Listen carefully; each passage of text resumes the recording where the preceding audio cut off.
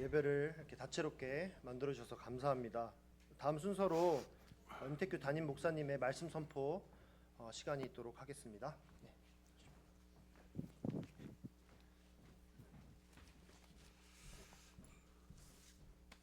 찬양 아주 잘하셨어요. 잘하셨는데 한 소리가 부족했는데 사모님까지 하셨다면 완전체가 될 뻔했습니다. 감사드립니다.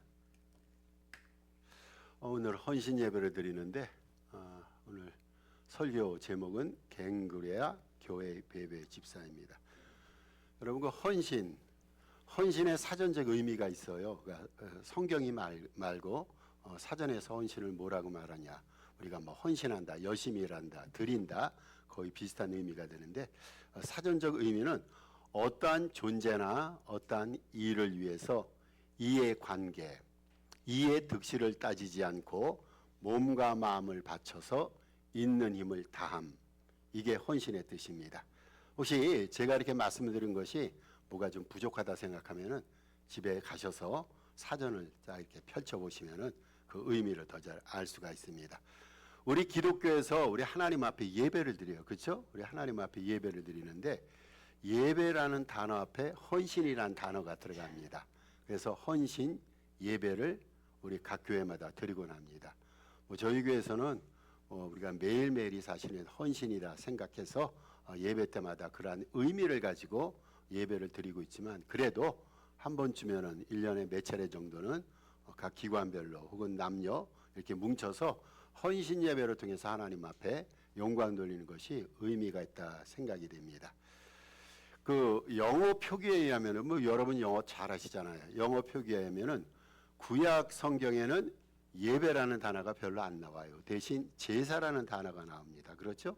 그 제사를 영어로 sacrifice, 희생이라 말합니다. 신약 성경에 보니까 구약의 그 제사라 나왔던 단어가 이제 신약 성경에는 예배로 나오는데, 그 예배를 월십이라 말합니다. 경배, 섬김, 봉사라는 뜻을 가지고 있죠. 그래서 제가 이제 성경학적으로 예배를 이렇게 표현할 수가 있습니다. 헌신 예배는 이제 헌신 예배에서 말합니다. 하나님의 백성된 자들이 자신들의 주님이신 하나님을 바로 알고 섬기고자 가치 있는 것을 희생하며 드리는 예배, 또한 드릴 것을 결단하는 예배, 이것을 헌신 예배라 말합니다. 여러분, 우리 하나님 앞에 헌신 예배를 드리는데 우리가 하나님 앞에 헌신하고 드려야 될 명분과 이유가 있어요. 이게 우리가 어떤 우리의 의지를 가지고 내가 하나님 앞에 헌신해야겠다, 뭔가 드려야겠다, 이러한 우리의 의지에 따라서 하나님 앞에 헌신 예배를 드리는 것이 사실은 아닙니다. 우리의 마음속에 하나님 앞에 헌신하고자 드리는 예배도 포함됩니다마는, 사실 우리가 하나님 앞에 헌신하고 뭔가 드리는 예배를 드리는 것은 이게 하나님의 소원이기 때문에, 우리를 향하신 하나님의 뜻이고 바람이에요. 나는 하나님 앞에 내 마음을 다해서 뭔가 드리잖아요. 그런데 다행스럽게도 이게 하나님의 뜻이라는 것이죠. 하나님께서 우리가 하나님 앞에 드리는 헌신 예배를 바라시고 원하시고 뜻하시기 때문에, 그래서 우리가 하나님 앞에 헌신 예배를 드립니다. 지금까지 우리가 굉장히 많이 묵상하면서 상고했던 말씀 가운데 로마서 12장 1절이 있어요. 여러분 굉장히 많이 들으셨어요. 그 말씀에서 사도 바울이 우리에게 이렇게 말하죠. 형제들아, 내가 하나님의 모든 자비하심으로 너희를 권하노니 너희 몸을 하나님이 기뻐하시는 거룩한 산제사로 드리라. 이것이 너희가 드릴 영적 예배니라. 우리가 하나님 앞에 영적인 예배를 드려야 되는데 이것이 산제사인데, 이것은 우리의 몸을 하나님 앞에 헌신하고 드리는 거라는 거예요. 그래서 사실 헌신 예배는요, 교회에서 특정하게 목회 사역과 운영 가운데 우리가 교회적으로 의무를 감당하기 위해서 한 번 정도는 드려야겠다라고 해서 드리는 것이 아니라, 이게 하나님의 뜻이기 때문에 우리를 향한 하나님의 소망과 바람이 우리가 하나님 앞에 헌신하고 그런 예배를 드리는 것이라 성경은 말합니다. 여러분, 오늘날 우리 교회를 살펴볼 때 각 교회들이 굉장히 많이 추락하고 있어요. 여러분 느끼시잖아요. 오늘날 교회들이 부흥됐으면 좋겠는데 예전과 같은 교회 부흥이 오늘날 일어나지 않습니다. 특별히 마음이 아픈 게 있어요. 안타깝고 마음이 아픈 것은 상당수의 젊은이들을 말합니다. 상당수의 젊은이들이 교회를 빠져나가고 있어요. 그래서 많은 사람들이 19살부터 29살까지를 성경학적으로 신앙적으로 라스트 에이지라 말합니다. 잃어버린 세대라는 거예요. 이 젊은 시절에 하나님 앞에 찾아 나와서 얼마나 힘이 있습니까? 장성한 힘이 있고 이러한 힘을 가지고 하나님의 뜻을 받들고 교회를 받들어야 되는데 오늘 많은 젊은이들이 교회를 빠져나가고 있습니다. 여러분 아시잖아요. 교회 성장률이요 마이너스대로 추락했어요. 여러분 마이너스가 무슨 의미인 줄 아시죠? 예전에 그것은 성장률이 플러스 되었는데 지금 마이너스대로 추락하고 있어요. 그리고 많은 사람들의 마음에서 교회가 멀어지고 있습니다. 예전 같으면 교회가 생명의 안식처였어요. 안식처. 어렵고 힘든 일이 있을 때 안 믿는 사람도 교회당 문을 열고 들어가서 앉아있으면 위로를 받았어요. 그런데 오늘날 교회당 문을 열고 있어도 사람이 제대로 찾아오지 않습니다. 오늘날 교회가 사람들의 마음에서 멀어져 있단 말이죠. 몇 가지 이유가 있어요. 왜 교회의 성장률이 마이너스에 이르렀고 사람들의 마음이 교회에서 멀어져 있을까요? 첫째로 탈종교화 형상입니다. 이거는 비단 우리 기독교뿐이 아니라 다른 종교에서도 신도수가 다 줄어들고 있어요. 오늘날 많은 사람들이 종교 생활을 짐처럼 부담처럼 생각합니다. 탈종교화 현상 까닭에 여기에 편승해서 우리 교회와 기독교의 성장률이 마이너스대에 임하게 됐습니다. 또 한 가지가 있습니다. 여러분 출생률이 감소하고 있어요. 자, 이 부분에 대해서는 저도 공범자 중에 하나입니다. 지금 자식을 많이 낳으면 인구 비율이 늘어나잖아요. 인구수가 많아지면요, 따라서 종교 인구도 많아지게 됩니다. 그런데 지금은 젊은 사람들이 이렇게 애 낳는 것을 부담스러워 생각하기 때문에 인구 감소로 인해서 종교 성도수도 신도수도 줄어들고 있습니다. 또 한 가지가 있습니다. 기독교 가치관의 상실입니다. 기독교의 가치관의 상실. 여러분 오늘날 많은 사람들이요 거룩 성결하게 사는 거 힘들어합니다. 좀 자유롭게 살기를 바라요. 편하게 살기를 바랍니다. 그런데 교회 가면 성결을 주장하고 거룩을 주장합니다. 헌신을 주장합니다. 이렇게 살기가 힘든 거예요. 싫단 말이죠. 이러한 기독교 가치관의 상실로 인해서 오늘날 교회 부흥이 저하가 되고 있습니다. 과학기술 발전 및 문화 수준의 발전이 오늘날 교회의 성장을 마이너스로 떨어뜨리고 있어요. 여러분 오늘날 많은 사람들은요 눈에 보이는 것을 좋아해요. 그런데 영적인 세계는 눈에 보이지 않아요. 눈에 보이는 과학과 기술이 발전하면 여기에 편승해서 인간의 삶이 얼마나 편리합니까? 그런데 이러한 과학기술 발전과 문화 수준의 발전함에 따라서 사람들은 눈에 보이지 않은 하나님, 눈에 보이지 않은 영적인 삶을 싫어하고 부담스럽게 생각합니다. 주 5일 및 자택근무도 교회가 저하되는 데 큰 요인으로 작용합니다. 여러분 예전에는 열심히 일하고 피곤하고 뭔가 힘겨운 일이 발생하면 교회로 쫓아나와요. 근데 지금은 널널하잖아요. 시간이 많이 나요. 시간이 많이 나니까 휴식 시간이 많아집니다. 그 휴식 시간에 어떠한 삶의 자세를 연주합니까? 볼거리를 찾아가는 거예요. 놀거리를 찾습니다. 먹거리를 찾습니다. 즐길 거리를 찾습니다. 사람들은 휴식 시간이 많아질수록 세상과 보철하면서 교회와 하나님과 멀어지기 십상입니다. 이러한 요인들로 인해서 오늘날 교회가 추락하고 있어요.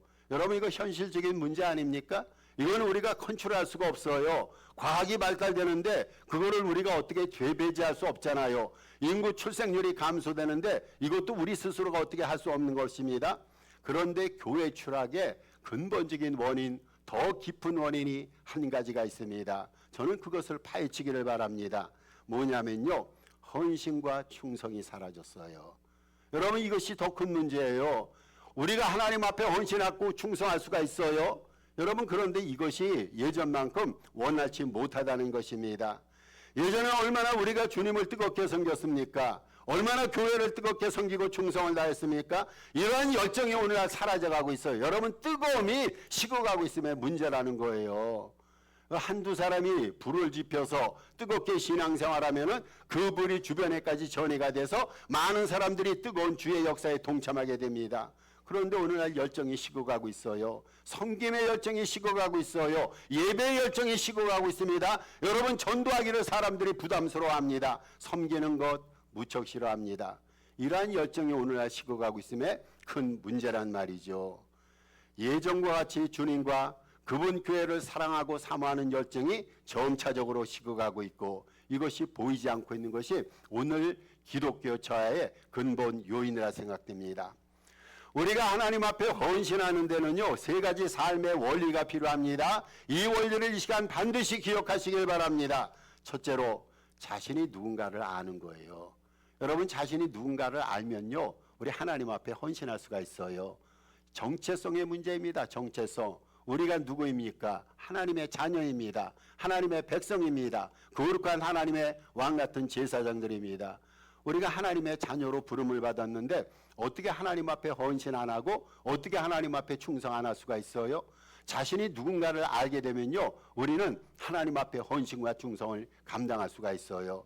두 번째 원리가 있어요. 자신이 누구를 위해 사는가를 아는 겁니다. 여러분, 내가 누군가를 위해, 이게 목적의식입니다. 목적의식. 첫 번째 것이 정체성 의식이라면 두 번째 것은 목적의식입니다. 인생과 삶의 목적의식을 알면은요, 우리 하나님 앞에 충성과 헌신을 다짐할 수가 있어요. 여러분, 우리의 목표가 뭡니까? 성경적으로 말하면 우리의 목표는 하나님을 위해서 하나님 앞에 영광 돌리는 거예요. 만물이 주를 위해서 창조됐다고 성경은 말합니다. 우리가 하나님 앞에 영광을 돌린다면은, 그것을 목적으로 삼는다면요, 당연히 주님의 일에 우리 주님께 헌신하고 충성을 감당할 수가 있습니다. 세 번째로 자신이 무엇인가를 해야 하는 것을 아는 것. 이것을 가르쳐 사명의식이라 말합니다. 여러분, 내가 이 세상에 태어나서 내 생명을 걸면서 이 일을 해야겠다는 거, 그거 사명 아닙니까? 우리가 주님을 위해 일하고 교회를 하는 것이 우리의 사명임을 깨닫게 되면요, 어떻게 우리가 주님 앞에 헌신 안 할 수가 있을까요? 충성을 감당할 수가 있어요.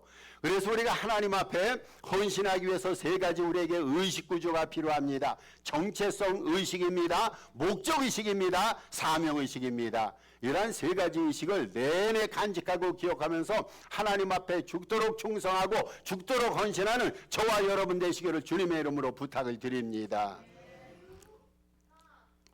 오늘 본문 보십시다. 오늘 본문은 로마서 16장이에요. 마지막 장입니다. 로마서 16장에는요, 예수님을 위해서 헌신하고 수고하던 사람 명단이 나와요. 사도 바울이 로마서 16장에서 몇 명의 명단을 기록하냐면은 26명의 명단을 기록합니다. 여러분, 성경에 이들의 이름이 수록이 돼 얼마나 명예스럽습니까? 26명의 명단이 나옵니다.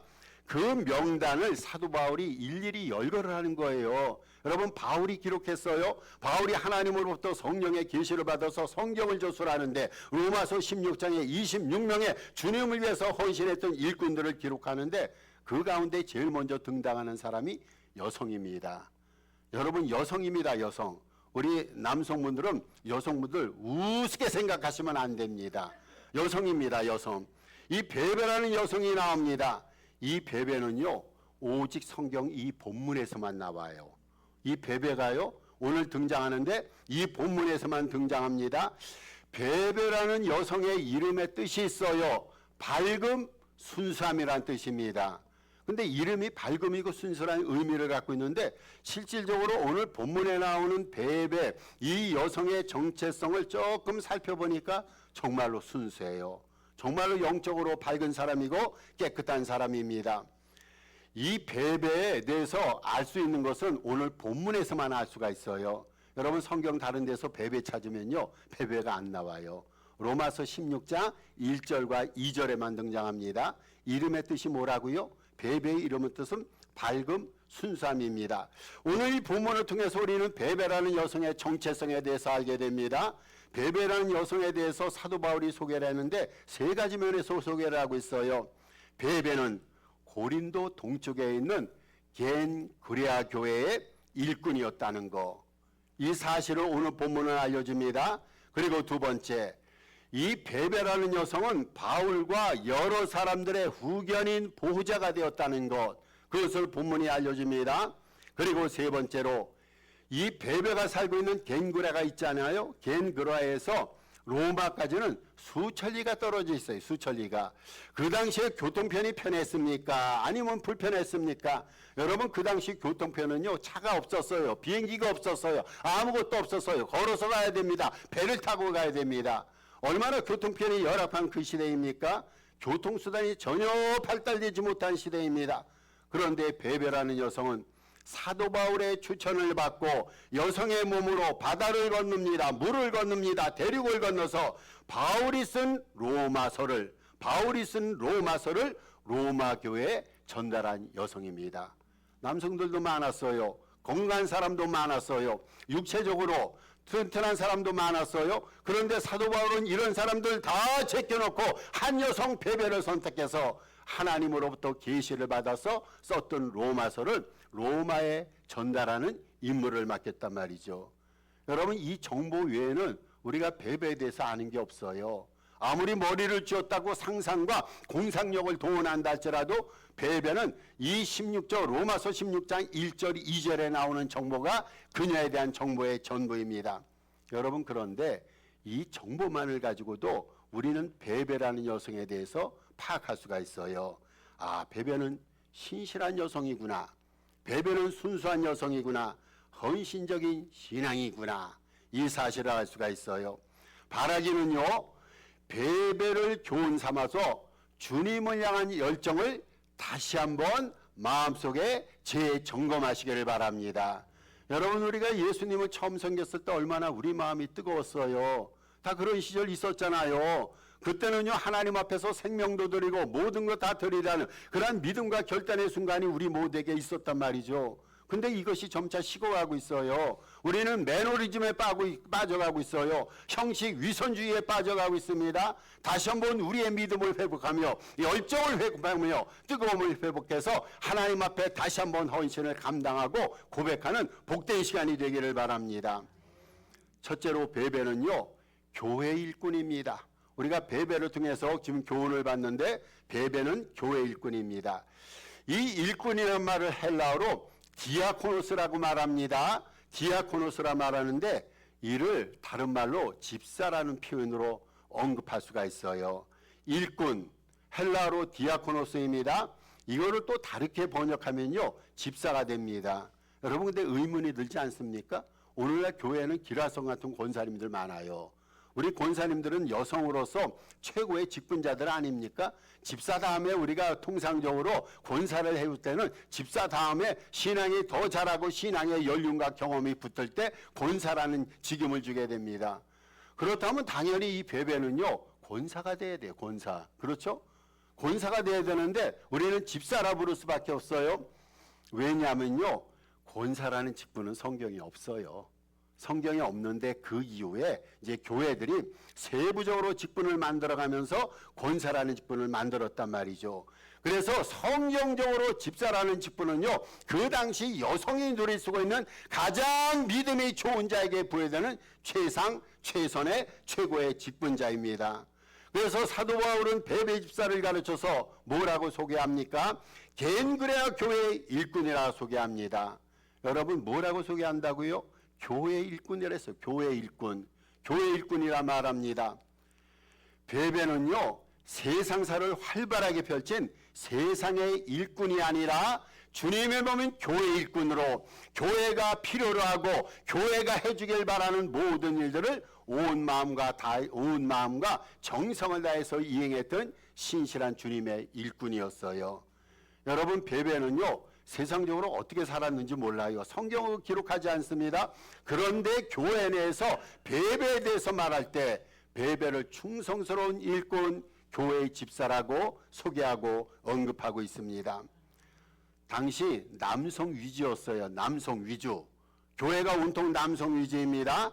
남성 위주의 사역에서 여러분, 베베는요, 여성입니다마는 독보적인 존재였어요.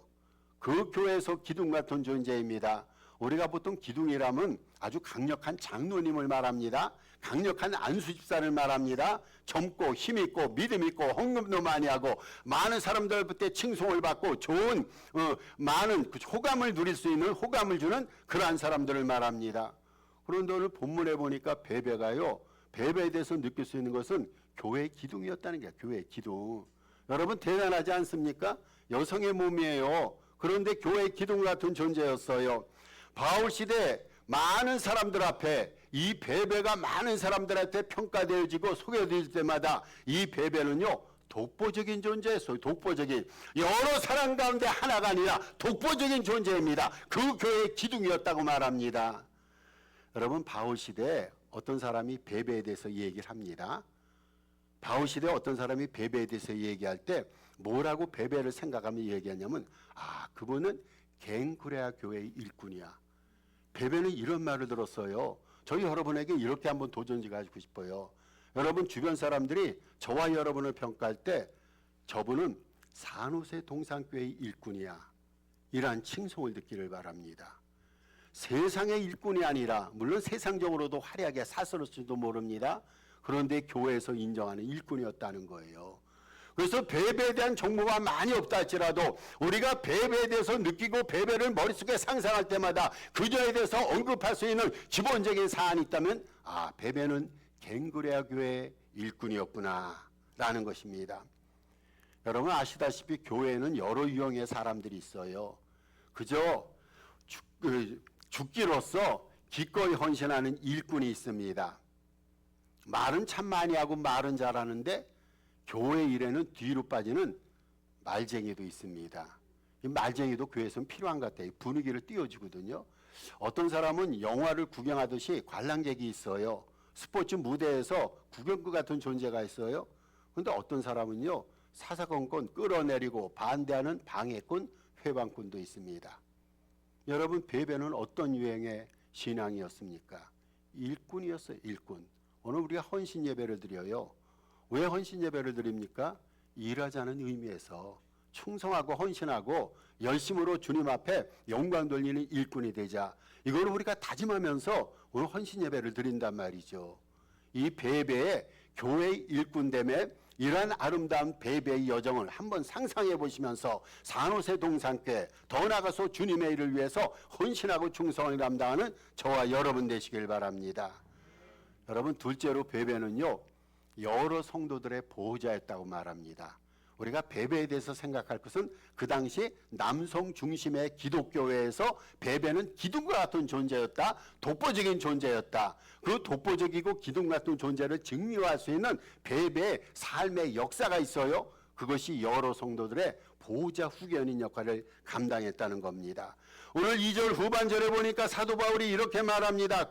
이는 그가 여러 사람과 나의 보호자가 되었습니다. 여러분 보호자란 뜻이 뭘까요? 보호자 뜻 다 알잖아요. 보호자는요 어린이 아이를 보살피거나 강한 자가 약한 자를 보살피거나 힘이 없고 능력 있는 자가 힘이 없고 능력 없는 자를 도와주고 후원하는 경우에 보호자라고 얘기합니다. 여러분 어른은 아이의 보호자가 돼요. 강한 자는요 연약한 자의 보호자가 됩니다. 지혜가 있고 능력이 있는 자는 그렇지 못한 자의 후견인 보호자가 됩니다. 이분이 바로 베베였어요. 이분이 바로. 여러분 베베의 용모에 대해서 외모에 대해서 성경은 얘기를 하지 않아요. 이분이 정말로 지극히 적은 분인지 아니면 여성으로서도 좀 기골이 큰 분인지 거기에 대해서 얘기하잖아요. 그런데 우리가 베베에 대해서 분명히 알 수 있는 것은 이 여성은 영적인 거인이었어요. 영적인 거인. 왜 그렇습니까? 보호자였어요. 보호자. 누구의 보호자? 여기 복수로 얘기하고 있어요. 온 교우들의 보호자였어요. 온 교우들. 여러분 더 나아가서 누구의 보호자고요? 사도 바울의 보호자였다고 말합니다. 여러분 보호자란요 한마디로 이런 분이 보호자입니다. 보호자는 남이 약하고 어려울 때나 위급할 때 도와주는 후원자, 구원자, 조력자를 뜻합니다. 이게 보호자예요. 당시 교회에서 보호자 역할을 감당할 수 있는 존재가 누굽니까? 사도들 아닙니까? 사도들이잖아요. 돈이 있는 사람들, 남성들이 대부분 보호자가 아닙니까? 그런데 아까도 말씀드렸다시피 이 베베는요 정말 연약한 여성의 어떤 면에서는요 갈대와 같이 연약한 여성이에요. 그런데 베베는요 여러 가지 일을 했다라고 우리는 추정할 수가 있어요. 남자가 교회 내에서 할 수 없는 일이 있어요. 여러분 남성 사역자가 아무리 우월하고 능력이 있어도 남성으로서 한계가 있어요. 특별히 요즘 시대는 감성의 시대 아닙니까? 여성의 부드럽고 세미한 그러한 감정 부분을 남성은 타치할 수가 없어요. 제가 여성 성도들과 아무리 친하다고 해서 속마음까지 다 뒤집어서 헤아리고 이해할 수가 없어요. 왜냐하면 이것은 성별의 차이가 되기 때문에. 그 당시에도 남성 위주의 사역자가 있어서 그런 식으로 사역을 감당합니다마는 무수한 여성들의 아픔과 고난, 아픔과 슬픔을 남성 사역자들이 다 감당할 수 없었단 말이죠. 예를 들어서 신방과 고아와 과부를 돌보는 일, 이건 남성들이 쉽게 할 수가 없어요. 여러분, 병든 자와 가난한 자를 돌보는 일, 이거 여성이 더 잘할 수가 있어요. 그런데 이런 일을 도맡아서 베베 집사가 기꺼이 이런 일을 행했단 말이죠. 그래서 사도 바울이 뭐라고 표현합니까? 베베 집사를 가르쳐서 뭐라고 표현하면 나의 보호자. 여러분, 바울이 그렇게 표현하고 있어요. 바울이 나의 보호자라는 거예요. 여러분, 바울의 경력을 살펴보세요. 바울이 정말로 누군가로부터 도움이 필요했던 연약한 사람입니까? 바울은 정말로 강한 사람이에요. 굳센 사람이에요. 의지가 있는 사람이에요. 얼마나 단단한 사람입니까? 그 누구도 바울의 재능과 그 지식과 실력을 당해낼 수가 없었어요. 그런데 바울이 유독 연약해질 때가 있어요. 베베 앞에만 가면 약해집니다. 베베 앞에만 가면 바울이 순해지는 거예요. 그래서 바울이 베베를 가르쳐서 뭐라고 표현하냐면 그녀는 나의 보호자라는 거예요.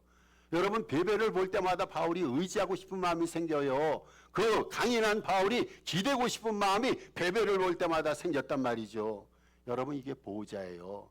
저는 우리 교회 내에서 남녀 지체간에, 남녀 성도에 있는 지체간에 우리 서로에게 헌신하면서 피차간에 기대고 피차간에 의지하고 피차간에 보호할 수 있는, 그래서 피차간에 보호자 역할을 감당할 수 있는 이러한 아름다운 믿음의 장이 우리 교회 내에서 이루어지기를 바랍니다. 여러분, 세상적으로 우리를 힘들고 어렵게 하는 사람은 얼마나 많이 있어요. 여러분, 교회 문 밖에 나가면 우리의 대적이에요. 모든 사람이 예수 믿는 사람은 힐난합니다. 힘들게 만듭니다. 우리가 누구로부터 위로를 받습니까? 위로는 하나님으로부터 위로를 받지만 수평적으로는 우리 믿음의 형제 지체들로부터 기대고 위로받고 안전한 삶을 누릴 수 있도록 보호를 받아야 되지 않겠습니까? 여러분, 교회가요, 이게 보호의 장소, 보호의 공동체란 말이죠. 세상에서 어려움을 당한다 할지라도 교회당에 찾아오면 안전해지고 자유함을 누리고 보호를 받을 수 있는 이러한 아름다운 교회를 우리 구성해 나가는 말이죠. 우리는 서로에게 보호자가 돼야 됩니다. 이게 좋은 교회입니다. 우리 서로 보호자가 될 것을 오늘 다짐하면서 그래서 헌신 예배를 드리고 있어요. 여러분, 이토록 베베는요, 하나님 영광을 위해서, 겐그레아 교회를 위해서, 사도 바울을 위해서 존재했던 아주 신실한 일꾼이요, 강력한 후견인이었으며 없어서는 안 될 그 공동체에서 꼭 필요한 존재였습니다. 저는 우리가 그런 신앙인 되기 바라요. 우리 교회에서 정말로 없어서는 안 될 존재, 하나님이 우리 개개인을 생각할 때 너는 참 필요한 존재야. 내일을 위해서, 하나님 나라 건설을 위해서 너 반드시 있어야 돼. 이러한 하나님의 영광을 위해서 필요한 존재가 되기를 바랍니다. 우리 스스로 상대방에 대해 생각할 때, 야, 저분이 없다면 내 믿음이 과연 어떻게 될까? 이렇게 조마조마한 마음이 들 정도로 우리 상대방에게 보호자가 되는 그런 아름다운 영광의 역사를 이뤄가야 될 줄 압니다. 말씀을 결론 짓겠습니다. 여러분, 베베는 여성이에요. 그런데 사도 바울은 여성인 이 베베를 고린도 교회에 강력하게 추천했어요. 고린도 교회에 사도 바울이 이 여성을 추천하면서 합당한 예절로 대접해라라고 말합니다. 여러분, 우리도 베베 여성처럼 외형적으로 볼 때는요, 평범하기 그지없어요. 그런데 평범하기 그지없는 우리 각자를 우리 주님께서, 당신께서 기꺼이 천거하시고 당신 일에 사용해 주시기를 강력히 우리는 하나님 앞에 구합니다. 우리의 헌신과 신실함을 통해서 우리 교회가 건강하고 새롭게 세워져 가고 주변의 빛과 소금이 되며 그로 인해서 주님의 영광이 더욱 증폭되는 그러한 귀한 역사가 나타나기를 주님의 이름으로 축복합니다. 우리 주신 말씀 기억하시고 오늘 이 말씀을 생각하시고 또 2월 중에 기도 제목이 있습니다. 합심해서 한 3분 정도 기도하겠습니다. 아버지 하나님, 주의 사랑과 주의 은혜를 감사합니다. 아버지 하나님, 오늘도 은혜 가운데 불러주시고